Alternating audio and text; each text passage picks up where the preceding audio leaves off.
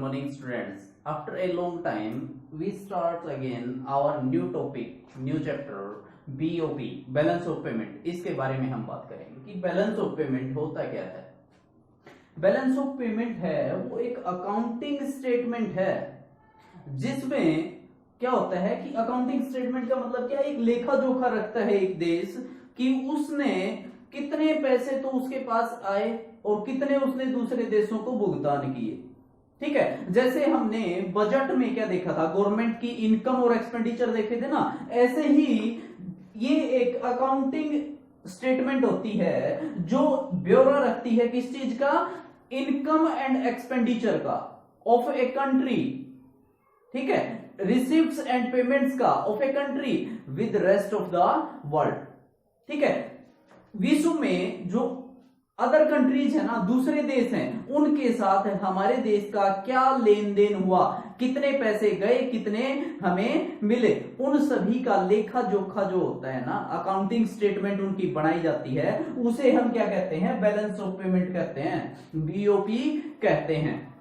सही मायने में देखा जाता है ना तो हम बीओपी को एक मतलब आम भाषा में क्या कह लेते हैं कि विदेशों के साथ जो हमारा लेन देन है ना उसका लेखा जोखा होता है। ये विदेशों के साथ लेन देन क्या होगा, हमने एक्सपोर्ट किया, वहां से पैसे मिले, वो तो हमारी रिसिप्ट होगी, और हमने इंपोर्ट किया, विदेशों को पैसे दिए, वो हमारा क्या हुआ, पेमेंट करनी पड़ी उसके लिए। तो ये रिसिप्ट्स और पेमेंट है, उनका बैलेंस निकाला जाता है कि हमने पैसे ज्यादा भुगतान किए या ज्यादा प्राप्त हुए। ठीक है, वो हमारा उसी से हमारा बीओपी का बैलेंस है वो निकाला जाता है। ये बैलेंस है वो दो तरह का होता है। कौन कौन सा, एक तो डिफिसिट और एक सरप्लस।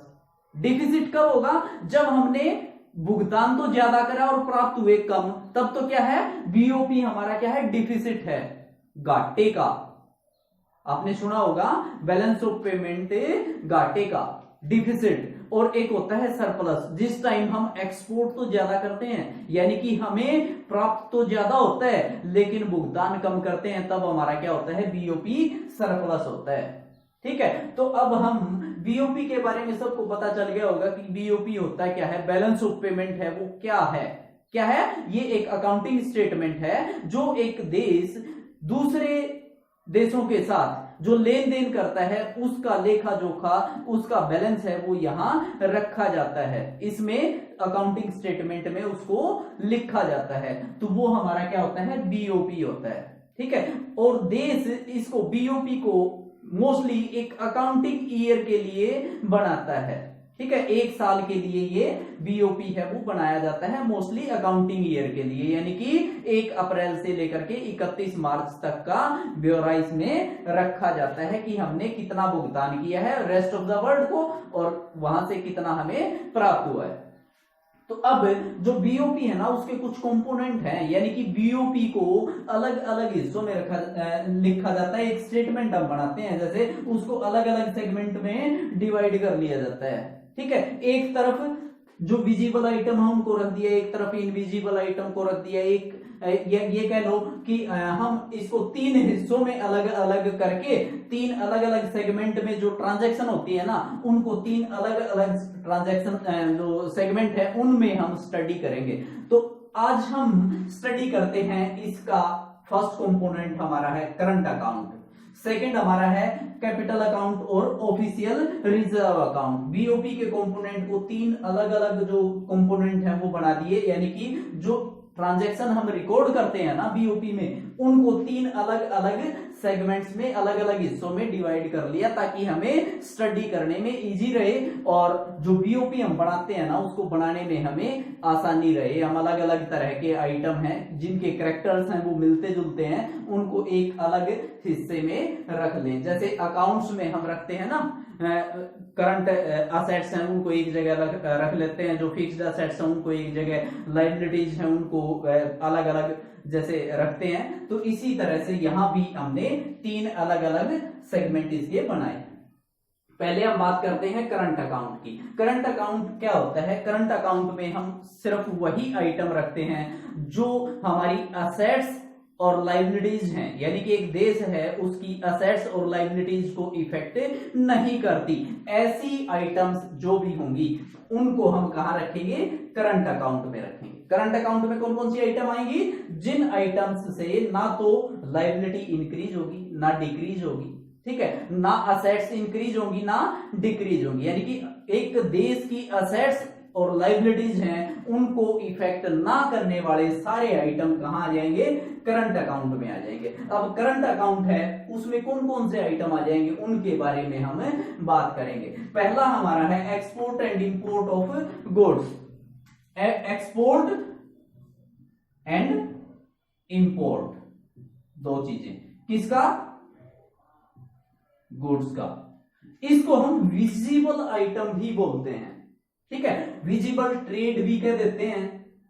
विजिबल ट्रेड का मतलब क्या, वस्तुएं जो एक्सपोर्ट करेंगे हम, विदेशों में भेजेंगे या विदेशों से मंगवाएंगे, इंपोर्ट करेंगे, तो बॉर्डर क्रॉस करते हुए हम उन वस्तुओं को देख सकते हैं, इसलिए उसको क्या कहते हैं, विजिबल ट्रेड नाम दिया जाता है। एक्सपोर्ट माइनस इंपोर्ट, ये हमारा क्या होता है, एक्सपोर्ट माइनस इंपोर्ट अगर हम करते हैं तो ये क्या होता है, हमारा जो एक बैलेंस ऑफ पेमेंट है उसका हिस्सा है ये। तो इसमें हम देखते हैं trade balance, visible trade balance हमारा आता है, ठीक है, विजिबल ट्रेड बैलेंस, यानी कि अगर हमने एक्सपोर्ट ज्यादा किया है तो सरप्लस और इंपोर्ट ज्यादा किया है तो डिफिसिट, ठीक है, इसी तरह से हमारा होता है। तो हम क्या करते हैं, इसमें रिकॉर्ड करते हैं कौन से आइटम आएंगे भाई हमारे, export and import of goods, वस्तुओं का लेन देन, जो एक्सपोर्ट एंड इंपोर्ट हमने सेल परचेज विदेशों के साथ की है वो हमारी कहां आ जाएगी, export and import of goods में हम उसको इंक्लूड कर लेंगे। सेकंड हमारा पॉइंट है export and import of services. Export and import of services कौन सी होती है भाई, सर्विसेज का भी तो एक्सपोर्ट इंपोर्ट होता है, इनविजिबल ट्रेड भी इसको बोला जाता है, यानी कि जो सर्विसेज है ना वो बॉर्डर पार करती हैं, बॉर्डर से लेन देन उनका होता है, या ये कह लो कि हम ऑनलाइन किसी का इंश्योरेंस कर देते हैं, विदेशी का कोई कंपनी है उसका हमने क्या किया, बीमा कर दिया, तो वो बीमा क्या हम देख सकते हैं, उसकी बीमा पॉलिसी तो देख सकते हैं, लेकिन हमने जो बीमा किया है वो बॉर्डर पार करते हुए हमें दिखाई दिया, नहीं देगा, ठीक है। हम बैंकिंग सर्विसेज प्रोवाइड करते हैं वो भी नहीं दिखती। हमने किसी को मशीन है वो किराए पे दे दी, अब वो उस मशीन को यूज करता है और हमें हमारे अकाउंट में रेंट ट्रांसफर कर देता है हर महीने, ठीक है, क्या उसको हम देख सकते हैं, नहीं, वो भी इनविजिबल आइटम होता है। तो इसको क्या कहते हैं, इनविजिबल ट्रेड नाम दिया जाता है, इसको विजिबल ट्रेड, ठीक है। विजिबल और इनविजिबल दोनों ट्रेड हैं, उनको अगर इंक्लूड कर दिया जाए, उनको इकट्ठा कर दिया जाए तो उससे हमारा इन दोनों से क्या निकलता है, हमारा बैलेंस ऑफ ट्रेड, व्यापार का बैलेंस निकल के आता है दोनों चीजों से, ठीक है। तो वो एक बाद में करेंगे उसको कि कैसे कैसे हम बीओपी है उसको कैलकुलेट करते हैं, उसमें डिफिसिट है या सरप्लस है, वो कौन से आइटम से सरप्लस हुआ है, कौन से डिफिसिट हुआ है, उन सब का हम डिटेल में आगे करेंगे। अभी हम सिर्फ एक ओवरव्यू लेते हैं बीओपी। तो हमें export and import of services, अब इसमें दो तरह की सर्विसेज आती हैं, क्या क्या आती हैं भाई, एक तो नॉन फैक्टर और एक हमारी आती है इसमें कौन सी,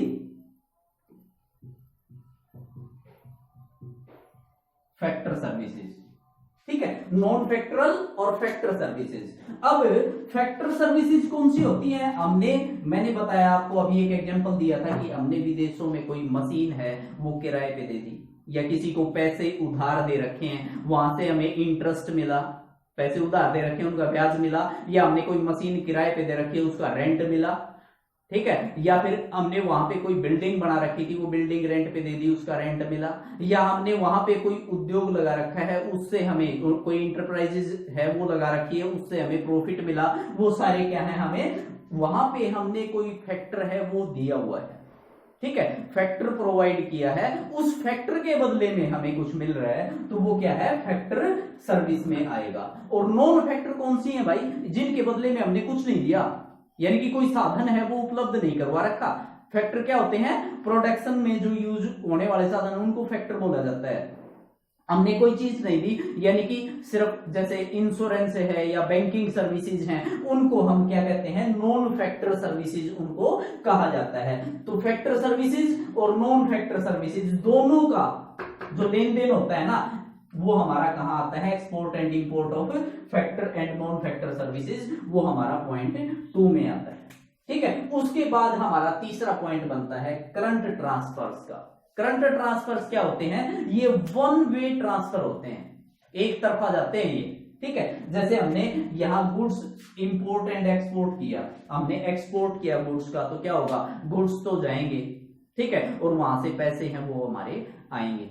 ठीक है ना, टू वे ट्रांसफर हो गया ना। अगर हम इंपोर्ट करते हैं तो हमारे पास सामान आएगा और पैसे जाएंगे।